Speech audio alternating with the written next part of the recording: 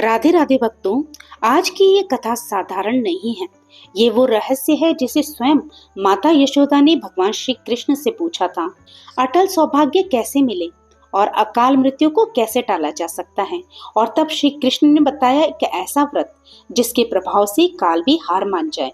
साथ ही आज आप जानेंगे भगवान विष्णु के अद्भुत कुर्म अवतार का रहस्य, जहां उन्होंने पूरी सृष्टि को संभालने के लिए स्वयं कच्छप रूप धारण किया। तो इस दिव्य कथा को अंत तक अवश्य सुनिए, क्योंकि यहाँ हर शब्द में छिपा है आपके जीवन को बदलने का संकेत। एक समय की बात है, महर्षि दुर्वासा देवराज इंद्र से मिलने स्वर्गलोक में गए। उस समय देवताओं से पूजित इंद्र ऐरावत हाथी पर आरूढ़ होकर कहीं जाने के लिए तैयार थे। उन्हें देखकर महर्षि दुर्वासा का मन प्रसन्न हो गया और उन्होंने विनीत भाव से देवराज को एक पारिजात पुष्पों की माला भेंट कर दी। देवराज ने माला तो ग्रहण कर ली, किंतु उसे स्वयं न पहनकर ऐरावत के मस्तक पर डाल दिया और स्वयं चलने को तत्पर हुए। हाथी मद से उन्मत्त हो रहा था।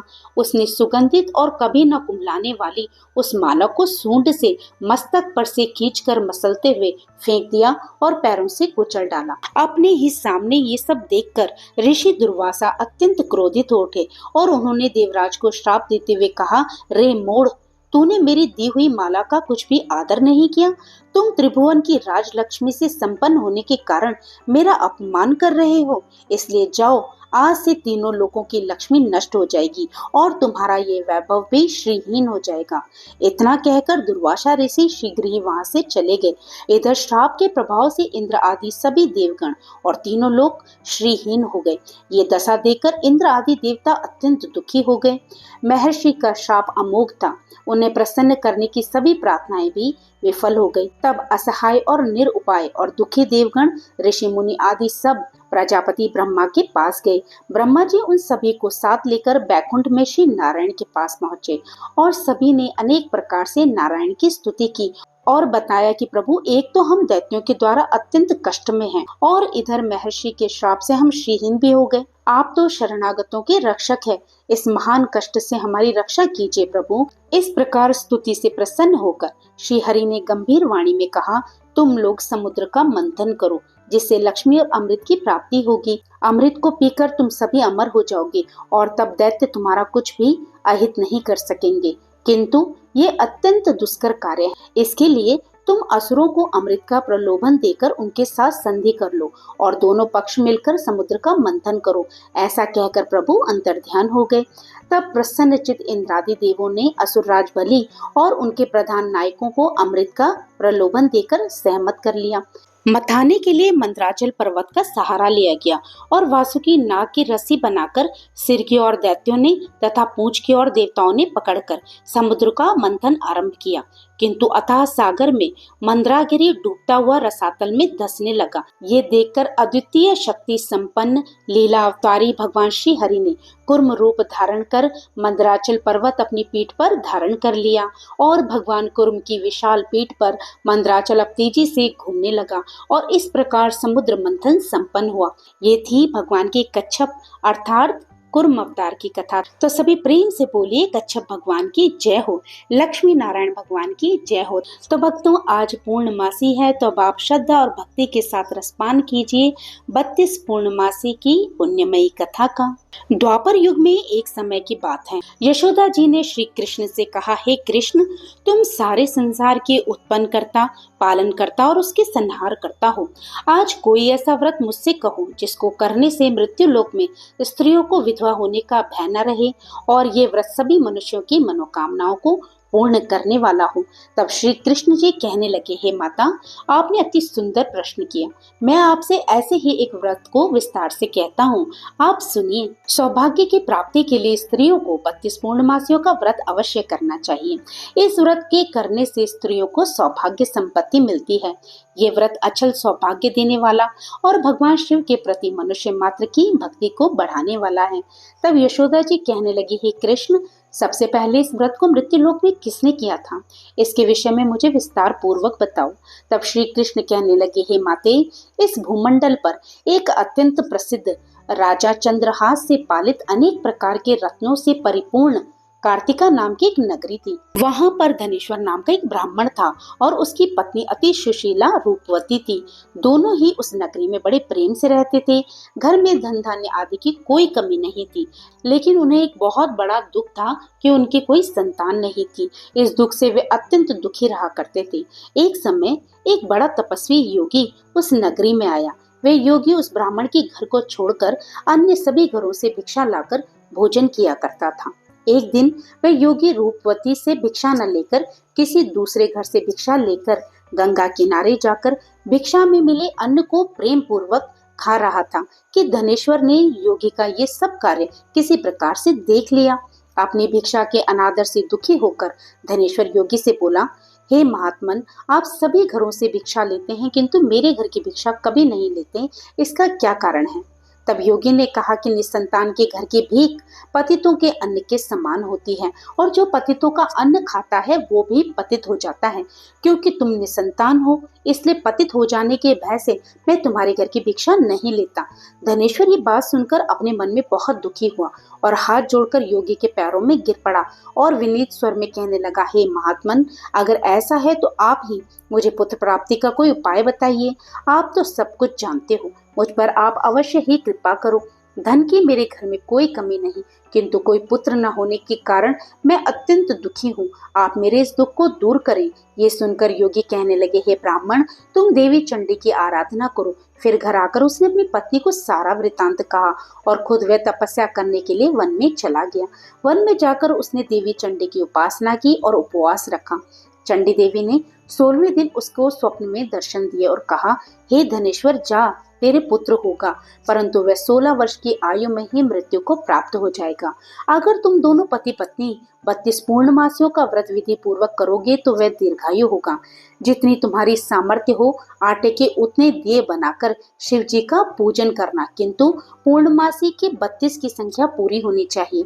प्रातः काल होने पर इस स्थान के पास ही तुम्हें एक आम का पेड़ दिखाई देगा। उस पर चढ़कर तुम एक फल तोड़कर जल्दी अपने घर चले जाना और अपनी पत्नी को सारा वृत्तांत कहना। ऋतु स्नान के बाद वह स्वच्छ होकर शिव जी का ध्यान करके उस फल को खा लेगी। तब शिव जी की कृपा से उसको गर्भ ठहर जाएगा। जब वह ब्राह्मण प्रातः काल उठा तो उसने उस स्थान के पास एक आम का पेड़ देखा जिस पर एक अत्यंत सुंदर आम का फल लगा हुआ था। ब्राह्मण ने उस आम के पेड़ पर चढ़कर फल तोड़ने का प्रयास किया, किंतु वृक्ष पर कई बार प्रयास करने पर भी वह चढ़ नहीं पाया। अब तो ब्राह्मण को बड़ी चिंता हुई। तब वह विघ्न विनाशक श्री गणेश जी की वंदना करने लगा कि हे दयानिधे, अपने भक्तों के विघ्नों का नाश करके उनके मंगल कार्य को करने वाले, दुष्टों का नाश करने वाले, रिद्धि सिद्धि को देने वाले, आप मुझ पर कृपा करें। प्रभु मुझे इतना बल दें कि मैं अपने मनोरथ को पूर्ण कर सकूं। इस प्रकार सच्चे मन से गणेश भगवान की प्रार्थना करने पर वह भगवान की कृपा से उस पेड़ पर चढ़ गया। वृक्ष पर से फल तोड़कर उसने घर आकर अपनी पत्नी को फल लाकर दे दिया और उसकी पत्नी ने अपने पति के कहे अनुसार उस फल को खा लिया और वह गर्भवती हो गई। देवी चंडी की असीम कृपा से उसे एक अत्यंत सुंदर पुत्र हुआ जिसका नाम उन्होंने देवीदास रखा। माता पिता के हर्ष और शोक के साथ वह बालक शुक्ल पक्ष के चंद्रमा की तरह अपने माता पिता के घर में बढ़ने लगा। देवी की कृपा से वह बालक बहुत ही सुंदर, सुशील और विद्या में निपुण हो गया। देवी की आज्ञा के अनुसार उसकी माता ने 32 पूर्णमासियों का व्रत करना आरंभ किया जिससे उसका पुत्र बड़ी आयु वाला हो। 16वां वर्ष लगते ही देवीदास के माता पिता को बड़ी चिंता हो गई कि कहीं उनके पुत्र की इस वर्ष मृत्यु न हो जाए। इसलिए उन्होंने अपने मन में विचार किया कि अगर ये दुर्घटना उनके सामने हो गई तो वह कैसे सहन कर सकेंगे। इसलिए उन्होंने देवीदास के मामा को बुलाया और कहा, हमारी इच्छा है कि देवीदास 1 वर्ष तक काशी में जाकर विद्या का अध्ययन करे और हम उसको अकेला भी नहीं छोड़ना चाहते, इसलिए तुम उसके साथ चले जाओ और उसके साथ ही रहना और 1 वर्ष के बाद उसको वापस लौटा लाना। सारा प्रबंध करके उसके माता पिता ने काशी जाने के लिए देवीदास को एक घोड़े पर बिठाया और उसके मामा को उसके साथ भेज दिया, किंतु बालक की अल्पायु होने की बात उसके मामा को नहीं कही। धनेश्वर ने भी अपनी पत्नी के साथ अपने पुत्र की मंगल कामना के लिए 32 पूर्णमासियों का व्रत करना प्रारंभ किया। इस प्रकार बराबर 32 पूर्णमासी का व्रत पूरा किया। कुछ समय बीतने के बाद एक दिन वे दोनों मामा और भांजे रास्ते में रात बिताने के लिए किसी गांव में ठहरे। उस दिन उस गांव में एक ब्राह्मण की अत्यंत सुंदरी, सुशीला, विदुषी और गुणवती कन्या का विवाह होने वाला था। जिस धर्मशाला के अंदर वर और उसकी बारात ठहरी थी, उसी धर्मशाला में देवीदास और उसके मामा भी ठहरे थे। संयोगवश कन्या को तेल आदि चढ़ाकर मंडप आदि का कर्म किया गया तो लग्न के समय वर को धनुर्वात हो गया। वह हिलने डुलने और चलने में बिल्कुल असमर्थ हो गया। तब वर के पिता ने अपने परिवारजनों से परामर्श करके निश्चय किया कि ये देवीदास मेरे पुत्र जैसा ही सुंदर है, मैं इसके साथ ही लगन करा दूं और बाद में विवाह के सभी कार्य मेरे पुत्र के साथ हो जाएंगे।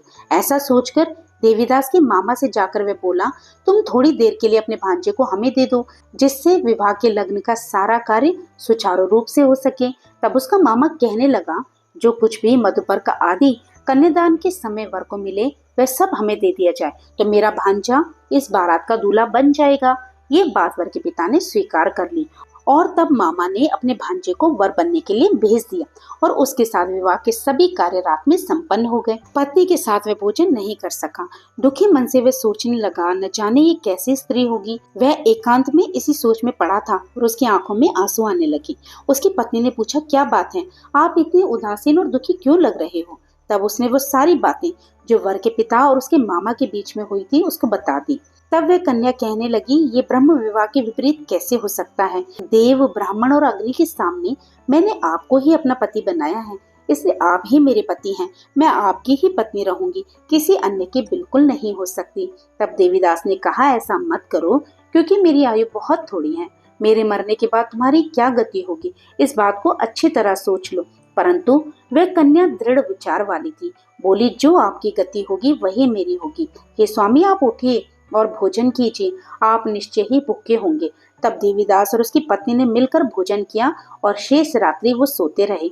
प्रातः काल देवीदास ने अपनी पत्नी को 3 नगों से जड़ी हुई एक अंगूठी और एक रुमाल दिया और कहने लगा, हे प्रिय, इसे संकेत समझकर रख लो और शांत हो जाओ। मेरा मरण और जीवन जानने के लिए एक पुष्प वाटिका लगा लो, उसमें सुगंधि वाली एक नवमल्लिका लगा लो।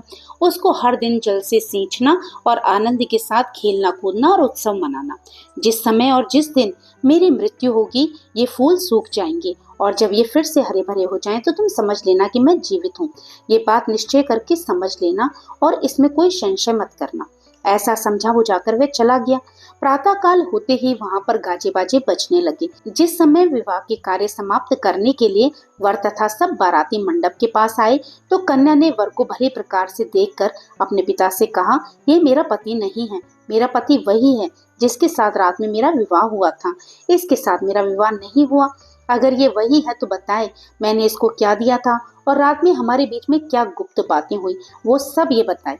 पिता ने उसके कहे अनुसार वर को बुलाया। कन्या की सारी बातें सुनकर वह कहने लगा, मैं कुछ नहीं जानता। इसके बाद लज्जित होकर अपना समूह लेकर वह चला गया और सारी बारात भी अपमानित होकर वहां से लौट गई। भगवान श्री कृष्ण आगे बोले कि हे माते, इस प्रकार देवीदास काशी विद्या पढ़ने के लिए चला गया। जब कुछ समय बीत गया तो काल से प्रेरित होकर एक सांप रात के समय उसको डसने के लिए वहां आया। उस विषधर के प्रभाव से उसके बिस्तर के चारों ओर से विष की ज्वाला से बिस्तर विषैला हो गया, परंतु व्रतराज के प्रभाव से उसको वो सांप डस नहीं सका, क्योंकि पहले ही उसकी माँ ने 32 पूर्णमासी का व्रत कर रखा था। इसके बाद मध्याह्न के समय स्वयं काल वहां पर आया और उसके शरीर से उसके प्राणों को निकालने का प्रयास करने लगा, जिससे वह मूर्छित होकर धरती पर गिर पड़ा।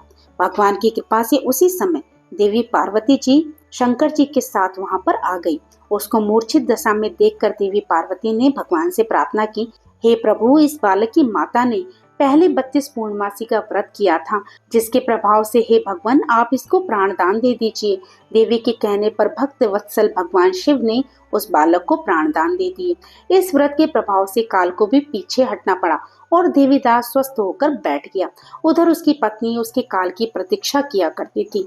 एक दिन उसने देखा कि उस पुष्प वाटिका में पत्र और पुष्प कुछ भी नहीं रहे, सब कुछ सूख गया और थोड़े समय बाद ही सब कुछ पहले की तरह हरा भरा हो गया।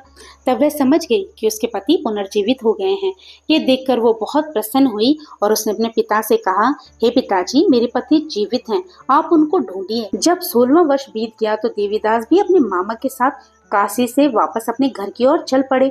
इधर उसके ससुर उसको ढूंढने के लिए घर से जाने ही वाले थे कि वहां दोनों मामा भांजा आ गए। देवीदास को आया देखकर उसका ससुर बड़ी प्रसन्नता के साथ उसे अपने घर ले गया। उस समय नगर के निवासी भी वहां इकट्ठा हो गए और फिर सबने निश्चय किया कि अवश्य ही इस बालक के साथ इसी कन्या का विवाह हुआ था। उस बालक को जब कन्या ने देखा तो पहचान लिया और कहा कि यही तो वो है जो मुझे संकेत करके गए थे। फिर सब कहने लगे कि भला हुआ जो ये आ गया, और तब सब नगरवासियों ने खूब आनंद मनाया। कुछ दिन बाद देवीदास अपनी पत्नी और अपने मामा के साथ अपने ससुर के घर से बहुत सारे उपहार लेकर अपने घर की ओर चल दिया। जब वे अपने नगर के निकट गया तो कई लोगों ने उसे देखकर उसके माता पिता को पहले ही जाकर सूचना दे दी कि तुम्हारा पुत्र देवीदास अपनी पत्नी और मामा के साथ आ रहा है। ऐसा सुनकर पहले तो उन्हें विश्वास नहीं हुआ, किंतु जब और लोगों ने भी आकर उनके इस बात का समर्थन किया तब उन्हें बड़ा आश्चर्य हुआ। इतने में ही देवीदास भी अपने घर पहुंच गया और देवीदास ने अपने माता पिता के चरणों पर सिर रखकर प्रणाम किया और उसकी पत्नी ने भी अपने सास ससुर के चरणों को स्पर्श किया। तो माता पिता ने अपने पुत्र और पुत्रवधू को अपने हृदय से लगा लिया और उनकी आंखों से प्रेम के आंसू बहने लगे। अपने पुत्र और पुत्रवधू के आने की खुशी में धनेश्वर ने बड़ा भारी उत्सव किया और ब्राह्मणों को भी बहुत सी दान दक्षिणा देकर प्रसन्न किया। भगवान श्री कृष्ण कहने लगे कि हे माते, इस प्रकार धनेश्वर 32 पूर्णमासियों के व्रत के प्रभाव से पुत्रवान हो गया। जो भी स्त्रियां इस व्रत को करती हैं वे जन्म जन्मांतर में भी वैधव्य का दुख नहीं भोगती और सदैव सौभाग्यवती बनी रहती हैं। ये मेरा वचन है, इसमें कोई संदेह नहीं। ये व्रत पुत्र पोत्रों को देने वाला तथा संपूर्ण मनोकामनाओं को पूर्ण करने वाला है। 32 पूर्णमासियों के व्रत करने से व्रती की सारी इच्छाएं भगवान की कृपा से पूर्ण हो जाती हैं। तो भक्तों, इस प्रकार 32 पूर्णमासी व्रत की महिमा और भगवान के कुर्म अवतार का चमत्कार हमें ये सिखाता है कि जब भक्ति सच्ची हो तो भगवान स्वयं आकर अपने भक्त की रक्षा करते हैं। चाहे वह भगवान शिव का आशीर्वाद हो या भगवान विष्णु का अवतार, हर रूप में ईश्वर अपने भक्तों का साथ कभी नहीं छोड़ते। अगर आपको ये कथा पसंद आई हो तो वीडियो को लाइक करें, शेयर करें और चैनल को सब्सक्राइब करना मत भूलें और कमेंट में अवश्य लिखें जय श्री हरि। आपकी हर मनोकामना पूर्ण हो, इसी कामना के साथ फिर मिलेंगे एक नई कथा में। तब तक के लिए राधे राधे।